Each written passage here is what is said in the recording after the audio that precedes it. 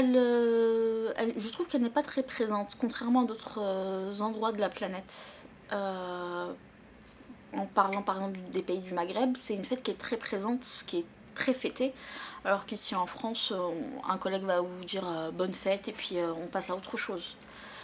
Je trouve ça dommage parce que fêter la femme et fêter l'homme aussi, parce que je trouve ça aussi dommage parce que par exemple en Russie on a la fête des hommes, ça existe et je trouve que c'est dommage en fait de pas remercier comme on le doit ces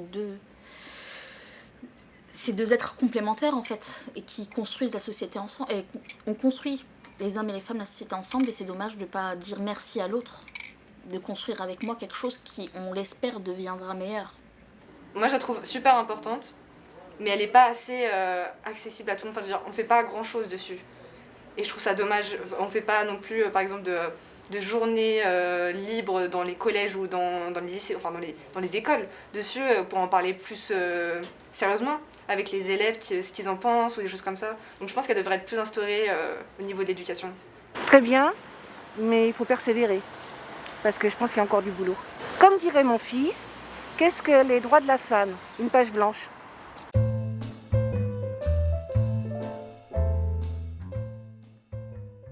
Relativement bien, mais il y a encore du travail. Je me sens bien au sein du Kremlin Bicêtre, mais je sais pas trop dans quelle mesure je m'y sens en tant que femme. Moi personnellement je me sens bien, ça fait 10 ans que j'habite au Kremlin-Bicêtre, du coup là je me sens bien.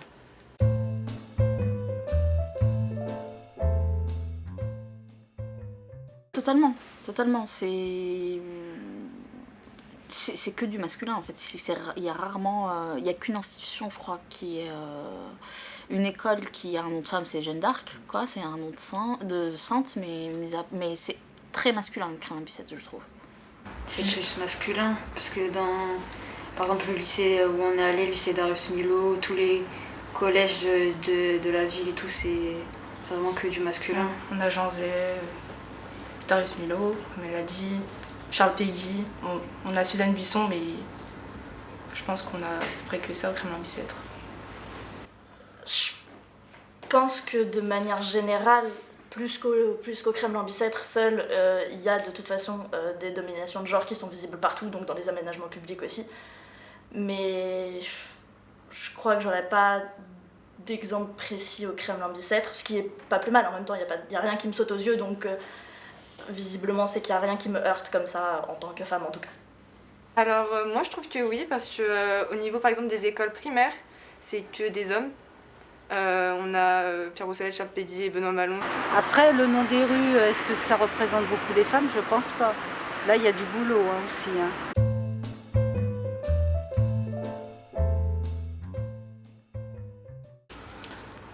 Je pense que ça va à ce niveau-là, ça va un peu.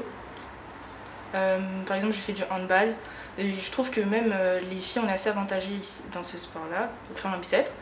Après, football aussi, on a aussi des équipes féminines qui sont représentées sur les réseaux sociaux. Et oui, je trouve que sur ça va. Moi je pense que oui. Même parfois on voit plus de femmes dans certains sports qui devraient être plutôt masculins. Donc je trouve ça bien. Par exemple le handball, on parle plus quand même, je trouve, de l'équipe féminine de handball du Kremlin, un peu moins quand même que les hommes. Enfin, pour moi. Oui. J'ai jamais eu de problème par rapport à ça. J'ai fait de la natation, j'ai fait un peu de boxe, donc non, il n'y a pas eu de problème à ce niveau-là.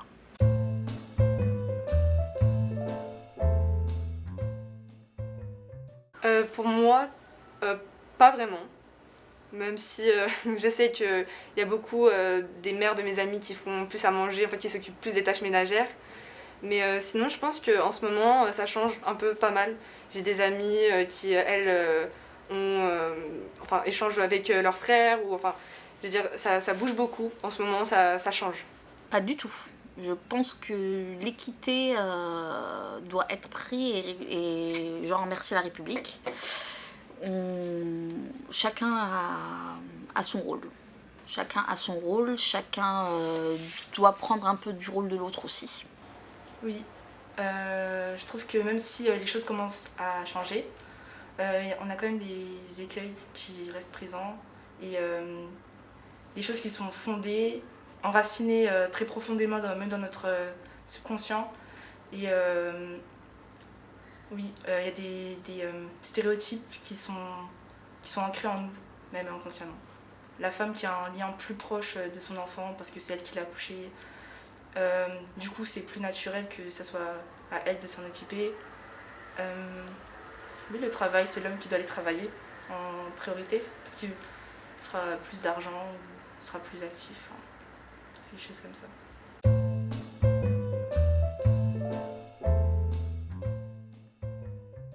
Dans le monde de la politique.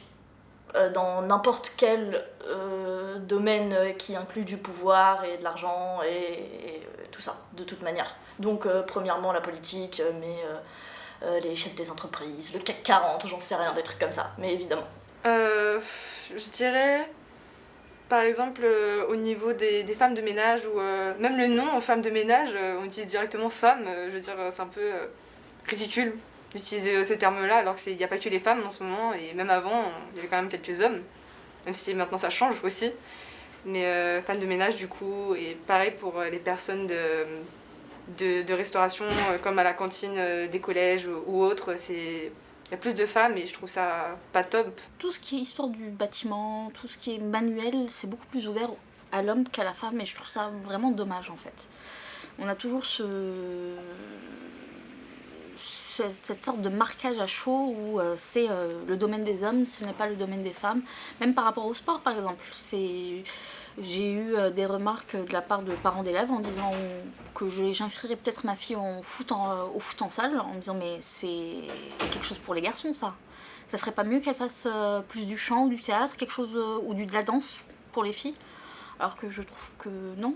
En fait, si ma fille veut faire du football ou quelque chose qui est à prédominance ici en Europe masculine, pourquoi pas ?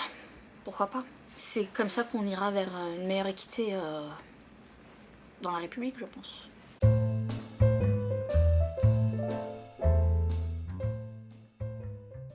Moi, je pense que oui. Maintenant, on regarde plus du tout quel sexe on a avant de rentrer dans une formation. On regarde plutôt le dossier et je trouve ça mieux parce qu'on n'est pas catégorisé avec notre sexe.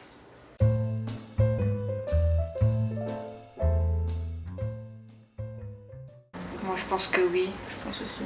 Parce que le domaine est large et c'est pas parce qu'il y a des inégalités en termes de salaire ou quoi que ça va empêcher les femmes de faire ce qu'elles veulent. Mais ça ne veut pas pour autant dire que ça sera simple. Que je pense qu'il y aura quand même des difficultés que les hommes ne rencontreront pas. Liées à la mixité par exemple, je pense qu'il y aura aussi des remarques sexistes.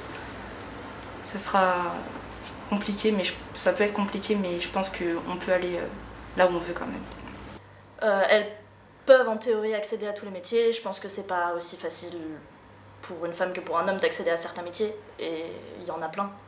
Comme ce que je disais, des métiers où ça implique d'avoir du pouvoir, de l'argent, des responsabilités. Je pense que le parcours pour une femme il est plus compliqué parce qu'on a plus de choses à prouver et plus de préjugés à péter s'il faut. Parler comme ça. À quoi c'est dû ? À une société majoritairement patriarcale et fondée sur des stéréotypes de genre qui n'ont pas lieu d'être, mais ça, il faut le déconstruire et il faut tout le temps le déconstruire. Mais avant que ça amène une société égalitaire et parfaite et où tout le monde va très bien, il y a du boulot. Oui, je pense qu'elles peuvent accéder à tous les métiers, mais je pense qu'elles, dans certaines branches, elles seront obligées de se battre plus que les autres.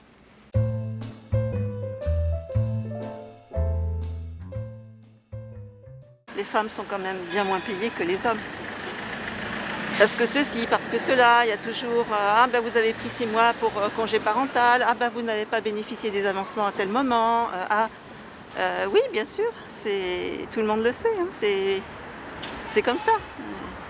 Et même entre fonctionnaires d'un même poste, il y a des inégalités par le jeu de primes, par le jeu de tout un tas de petites choses qui font que, au finish, si vous comparez, il y a encore des inégalités. Pas sur le salaire brut, hein, mais c'est toutes ces petites choses-là très futés là qui viennent se rajouter. Des petites promotions qui vont plus rapides, un petit échelon qu'on grignote plus rapidement. Voilà, c'est comme ça que la différence se fait. Après, ça dépend ce qu'on entend par inégalité salariale entre hommes et femmes, mais s'il faut encore le rappeler, oui, un homme et une femme doivent être payés la même chose pour le même travail, évidemment. Je pense qu'il y a certains domaines et certaines professions qui sont exclusivement féminines, et donc tous les métiers du care et de l'assistance à la personne, et ça se décline sur plein de choses. Et c'est des métiers qui sont sous-payés et qui sont pas appréciés à leur juste valeur. Et donc c'est plutôt en ce sens-là que je parlerais d'inégalité salariale. Mais donc qui se fait pas sur comparer pour le même travail le salaire d'un homme et le salaire d'une femme.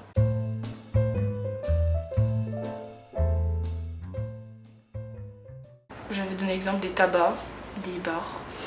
Oui, il n'y a que des hommes qui y sont. Les cafés au Kremlin Bicêtre. C'est aujourd'hui, on a un petit peu un malaise quand on est une femme et qu'on va boire un café au Kremlin Bicêtre et qu'on se retrouve en terrasse et on ne voit que des hommes en fait. Il y a 2-3 femmes qui en ont rien à faire.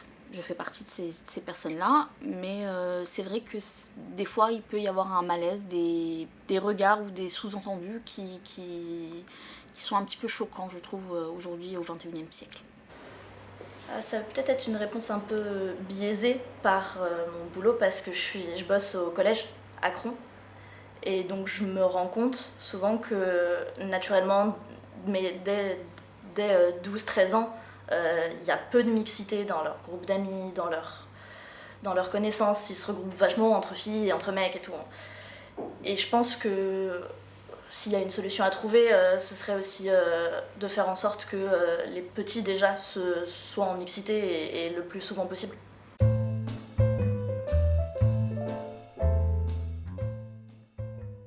Ah oui, ça à 100%. Le fait que les garçons ne doivent pas pleurer, les filles elles doivent s'occuper, elles doivent être plus sensibles, elles doivent être plus intelligentes que les garçons. Les garçons, on accepte plus qu'ils se bagarrent alors que les filles, c'est vraiment quelque chose d'extraordinaire. Enfin, je veux dire, littéralement dans le sens du mot, extraordinaire. Ça ne doit pas être normal qu'une femme se batte, enfin, une petite fille même.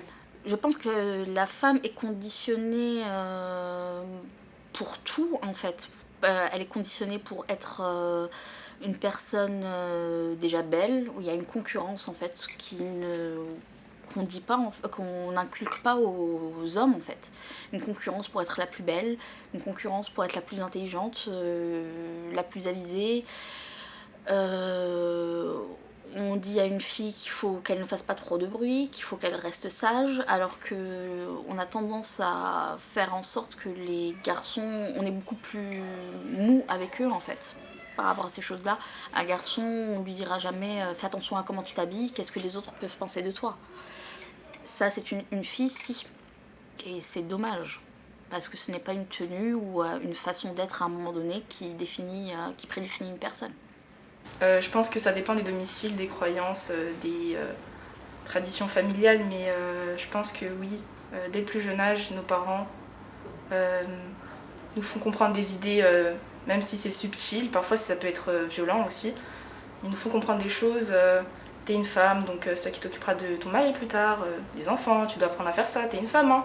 Ton cousin il peut pas le faire parce que lui c'est un homme et toi t'es une femme. Des choses comme ça tout le temps, enfin, qui sont injustes, mais ouais, depuis le plus jeune âge, je pense qu'on peut retrouver ça dans les domiciles familiaux.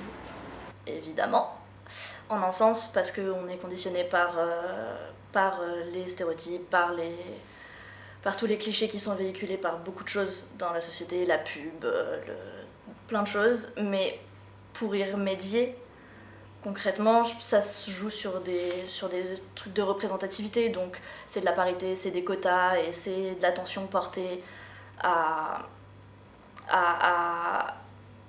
pousser les femmes à pas se limiter. Et encore une fois, c'est super compliqué et tout, et bien sûr, j'ai pas toutes les solutions, mais je pense qu'il faut toujours avoir en tête que le parcours sera jamais le même pour une femme et pour un homme parce qu'on n'est pas socialisé de la même manière et on n'est pas éduqué pareil. Que ce soit conscient ou pas, en plus. Parce que même je me revendique comme féministe et ayant conscience des stéréotypes qui pèsent sur les femmes, mais j'en ai pas moins été élevée comme une femme et donc j'en ai les réflexes aussi, donc voilà.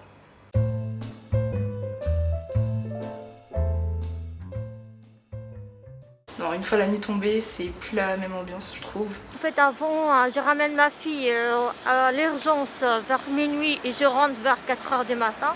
Je me sens pas, j'ai pas peur, je me sens en sécurité vraiment, comme la Bicêtre. Non, D'accord, pour quelle ça raison? s'est beaucoup dégradé. D'accord. Beaucoup de gens qui traînent le soir dans des endroits où ils n'ont pas à traîner.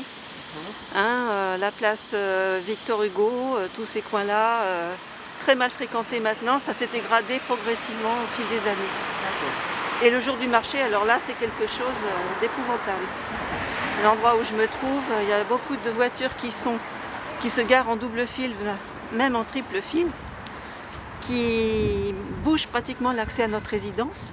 Parce que les gens s'imaginent que le centre Leclerc est fermé et puis il n'y a personne qui passe. Et à chaque fois, c'est des klaxons, entre guillemets, des engueulades. Non. Après, personnellement, je décide de ne pas en prendre compte et de vivre comme je vis. Mais je pense que, encore une fois, au Kremlin-Bicêtre, comme dans plein d'autres endroits, en tant que femme, on est plus victime de choses dans la rue, donc nécessairement, oui. Je pense que ça va. C'est assez sécure, enfin je veux dire, il n'y a pas vraiment de danger.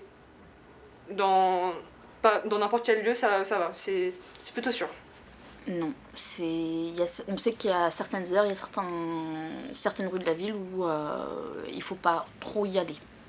Pour éviter soit des commentaires, soit des regards, soit des gens qui vous suivent. Ça m'est arrivé plusieurs fois, donc on évite certaines horaires et certaines rues. Le jour, oui, le soir, non.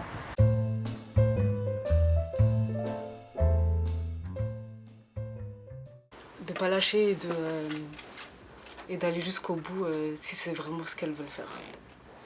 De revendiquer leur place. Ce qu'elles essayent de faire, mais c'est pas gagné. Les jeunes filles aujourd'hui, les jeunes futures femmes de demain se sentent déjà bien dans leur peau, qu'elles ne se laissent pas stigmatiser déjà, des fois par leur tenue vestimentaire, quand elles portent des pantalons un peu, des collants un peu moulants. Voilà. C'est vrai qu'il y a des jeunes qui condamnent quand même un petit peu ça, disent oui mais c'est quoi ce look, etc.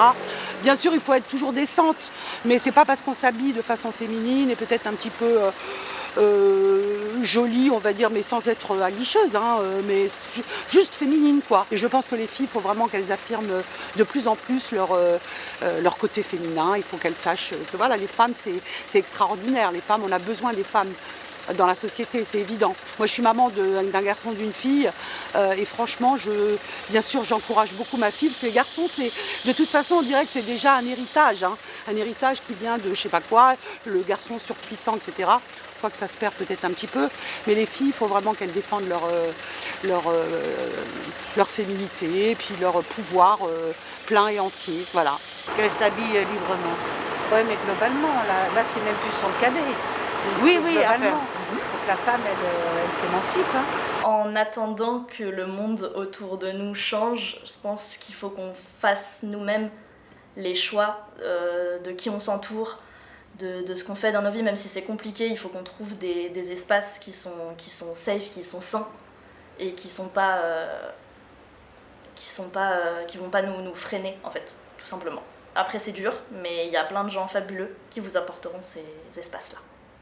Et si on pouvait en créer, je sais pas s'il y en a, s'il y a des choses qui sont faites ou quoi au Kremlin, mais je pense que c'est important de pouvoir créer des espaces où les femmes, les minorités de genre, les personnes racisées, et en plus, quelle que soit l'oppression, voilà, je pense qu'il faut qu'on crée des endroits comme ça.